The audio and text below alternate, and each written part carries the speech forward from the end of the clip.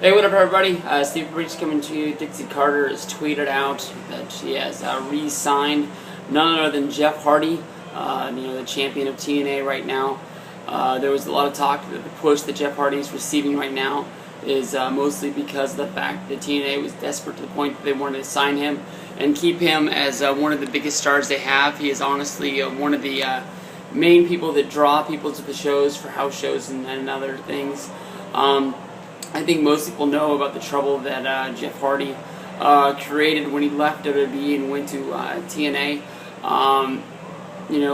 Most people thought that when he left WWE, when his deal was done, WWE put him over as one of the biggest stars of wrestling at that time, and basically just handed him over to TNA. A lot of people like me thought that he was going to go home, he was going to chill out, and he was basically, going to re-sign with WWE sooner than later, as soon as the time was right. Jeff Hardy's never been a guy that really liked working the road and such.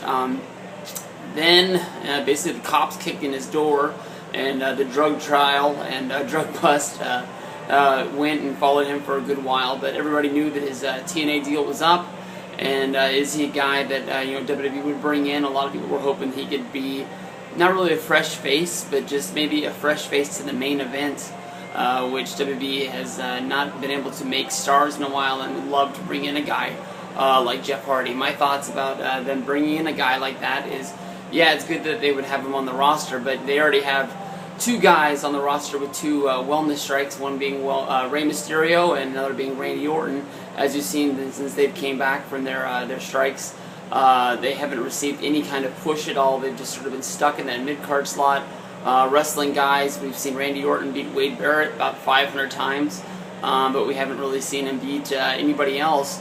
And on Friday, he's putting over somebody big as well. Rey Mysterio has been in this tag team trying to get Sin Cara over desperately, so WWE's not wasting their money on that. So, would they really be able to put a push behind Jeff Hardy, a guy who I believe has two wellness strikes on his record as well? TNA is going to benefit off this huge. Like I said, he is their champion. He's their main draw. TNA does create stars for him to work with, as you've seen in the last year.